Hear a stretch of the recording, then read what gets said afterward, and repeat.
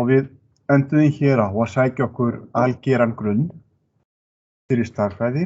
Það að velta því fyrir sér eða rifja upp hvað forngrikkir gerðu, hvað við þykjum með frá þeim. Við rifjuðum upp gráðubogann, aðeins söguna bak við það, að hverju með 360 gráður en ekki eitthvað annað. Og við veltum því fyrir okkur að af hverju margföldun hjá forngrikkjum var bara margföldi þverstæðra strika. Við getum bara margfalda saman í þeim skilningi ef við höfum strik og svo strik sem stendur þvert á það.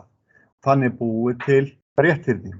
Svo höfum við sérstakan áhuga á því í nútímanum að það flatarmál ferninga. Það sem grunnlína og hæð sama talan.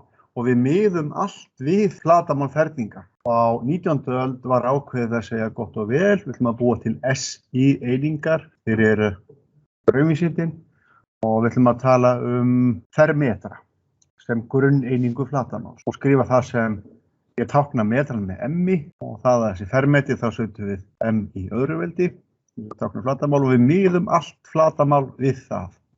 Auðvitað getum við líka haft forskeyti, talað fámaláni til dæmis á grískunni, deka sem því 10 á grísku, hekta sem því 100 á grísku og kíló sem því 1000. Og svo ef við ætlum að smækka þessar flatareiningar okkar þá getum við farið að tala deki, centimilli sem verður desi, centimilli og það fengið að lána úr latínu. Eða 1/10, 100, 1000. Og svo notum við þetta kerfi alltaf og byggir á hugmyndinu tugakerfi.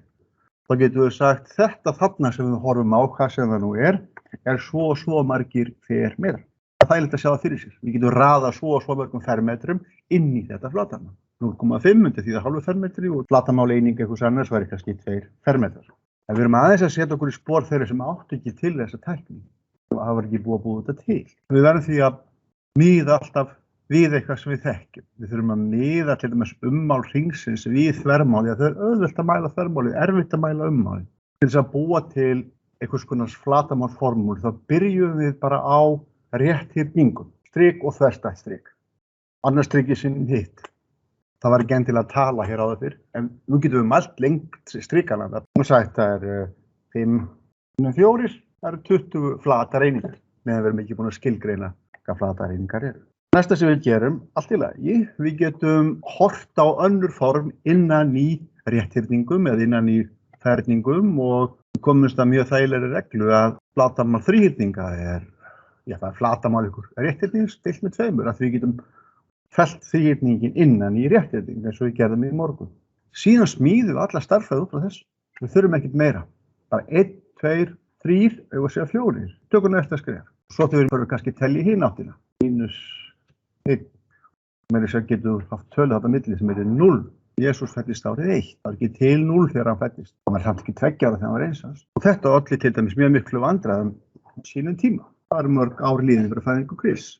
Við fæðumst hvert og eitt árið 0 í okkar skilningi. 0 var síðan almennilega kynnt til sögunar svona 8. öld eftir Krist. Það var svona fyrst farið að samþykkja að það væri til 0 og það voru einn af vitingunum 10, algoritmi.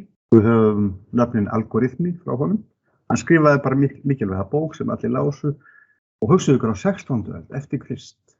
Það svo stutt síðan í næstu munum. Þá sögðu menn neikvæða tölur. Það nú það. Hvað mínusepli? Getur þú sýnt eitthvað mínusepli? Og hvernig ætlar að borða 2 súkkulaðistykki og bara 1? Þannig að menn hintuðu það að tölurnar stæðu fyrir eitthvað áþreifanlegt. Hún leyfði okkur að hugsa meira það sem maður kallast stundum abstrakt. Þannig að meira að segja Newton sjálfur, hann sagði negative numbers are absurd, beint tilviljun. Menn hugsaðu þetta, kannski sem skuld, en skuldin var eitthvað áþreifanlegt. Skuldin var í sjálfu sér. Það svo við tölum í dag plústala og skuldaðir einhverjum plústala. En við erum búin með þetta allt saman, við erum sáttið að sé til plústölur, þetta mínustölur og það til 0 og Guði sé lof. Við ætlum að segja halleluja. 0 hefur sérstakt tvíeðli. Það hægra megið jafnaðarmerki þegar við sjáum eitthvað vinstra megið það sem við það sama. Ef A jafnt og B við þá A mínus B 0. Við gátum ekki skrifa það áður 0 var til. A mínus B bara það sama og við getum að skrifa ef eitthvað ekki neitt og skrifar ekki neitt. En við fengum síðan 0. 0 eitthvað mikilvægast að tala. 1 mínus 2. Ekki hægt að lesa þetta. Það er ekki hægt að reikna þetta út. Þetta er svona almennt á 17. öld. Ég segi það er mínus 1. 1 mínus 2. Hugsaðum þetta sem færslur á talnalínu. En mínus 1 er tiltölulega ný hugmynd. Og svo hefur við eftir að sjá það síðar. Það er kannist í svo kallar tvinntölur. Það eru tvívíðatölur. Að tvinntölur og mínustölur urðu til á sama tíma. Búm, sem andra. Gátt ekki án hvors annars fyrir. Mínustölurnar og tvinntölurnar. Þá vorum við svona búin með söguna í bili. Það er ágætt að fá aðeins að vita hvaðan allt sem hann kemur. Og þetta hefur tekið árþúsundir. Hugsið aðeins forngrikkina. Hugsið Evklíð þarna í meistarinu sín í Alexandríu. Hann velti sér aðalega yfir gögnum sem voru þá 2000 ára gömul. Þá voru þeir að skoða stjörnugögn og þeirra hnitakerfi var stjörnuhiminin. Veltu þessu fyrir sér daglangt. Kannski að þeir voru að skoða stjörnuhiminin þá kannski líka nætulega. En þeir byggja síðan á og uppgöta svo margt út frá til dæmis 2000 ára gamlum gögnum. Þau koma frá eitthvað eldri þjóðmenningu, borti Egyptu. Smátt og smátt, kannski á 4000 árum höfum við uppgöttur það til 0. Mínustölu. Þetta er ekki mitt smá afrek. Og það er það. Og það sem við höfum áfram að gera, því að við erum búin að fá formúlur til þess að reikna flatarmál þríhyrninga, þá getum við farið að hugsa um það alltaf á 3 vegu. Þess vegna fáum við þarna reglu 1, 2, skal ég stækka, sjáum því. Ef að þríhyrningur hefur hornpunkta A, B og C, það sem er 3 línur sem eru ekki samsíðar. Það er þetta skýr. Og 3 möguleika til þess að skrifa tvísasinnum flatarmál þríhyrnings. Þetta ætti að vera flatarmál þríhyrnings per stæða þarna í jöfnunni, það er deilið með 2. En ég hef bara áhuga á þessu sambandi, þetta gefur mér hlutfallsjöfnur.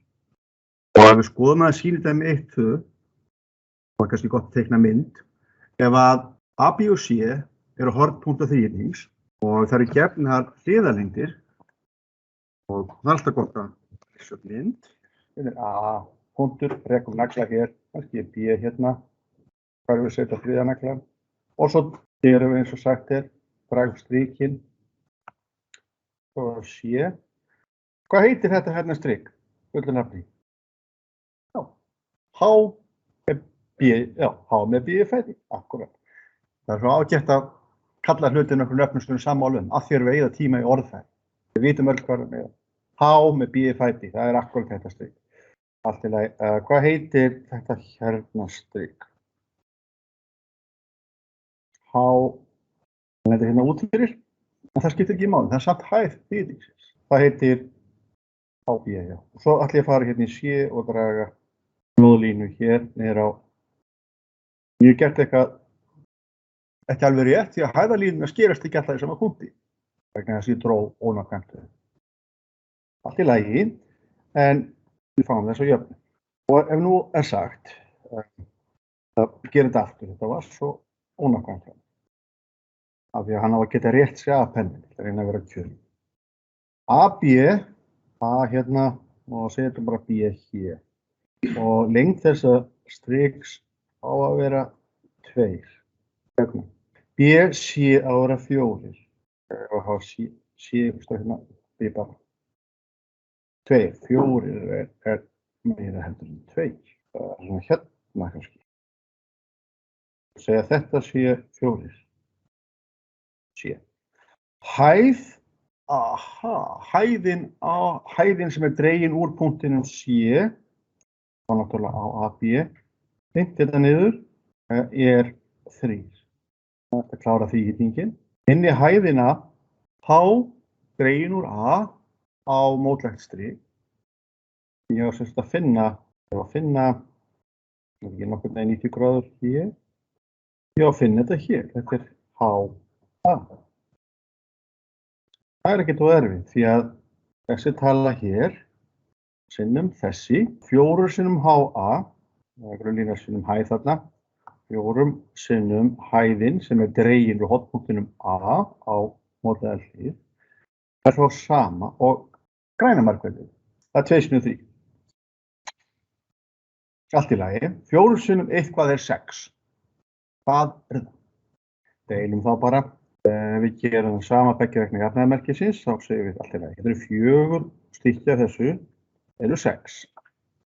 Svo deilum við með 4 hér, 4 hér. Arkímedes notaði bóðaraflið þess að búa til jafnaðarmerki. Við getum líka hugsað jafnaðarmerki sem vogaskálar, ef við bara léttum beggja vegna á vogaskálinni, þá fáum við áfram það sama. 6/4 og við styttum 3/4, ekki. Það er að segja, það hérna þýðir það bara af þessu leiðir, bara gamalt þá, að 1HA, sem er bara HA, er 3/4. Við erum að nota upplýsingar sem við fáum með öðrum hætti til þess að svara spurningum. Þetta er verkefnið vikunar, að fara svona, þannig að við skiljum hvert sýnidæmi, veltaði fyrir sér, rissa þetta bara upp á blað, sjá hvernig sýnidæmin eru leyst, sjá hvernig þið reikna. Hvert dæmi er örsaga, dödsaga, gerum þetta fallega. Allt í lagi. Við kunnum að reikna út þríhyrninga, flatamál þeirra, og ummál er eiginlega alveg augljóst hvernig á að gera. Maður bara tekur alltaf jafn mörg skref eða jafn stór og gengur síðan bara eftir jaðri þess hlutar sem við erum að skoða og telur skrefin sín. Þannig að við kunnum að reikna út þennan hérna flatamál þessa hérna þríhyrnings, þá kunnum við að reikna út flatamál reglulegs fimmhyrnings.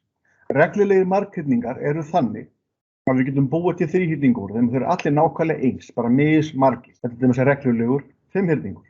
Svo erum við að tala um pí, en eða okkur á þessu, ring, málið á móti fjarmálinu er einhver tala sem var meira heldur en 3, minni en 4, þar sem að Arkimedes, ef að, hann hugsaði kannski frekar í staðinn fyrir þvermáli, þá mældi hann bara hvað var langt frá punktinu þar sem að rak niður hringvaran og dró út, það var helmingurinn af þvermálinu. Þannig að hann vildi kenna þetta við geislan sem er kallaður, radius, og sagði, 2 geislar, það er 1 þvermál. Ég veit ekki hverju þessi tala er, pi, en hún sinnum 2 geislar, að lengt, er ummálið. Svo fikk hann mjög góða hugmynd og mjög eðlilega hugmynd. Hann smíðaði sér, eins og við sjáum það myndinni hérna, ég raða bara n-hyrning innan í hringinn.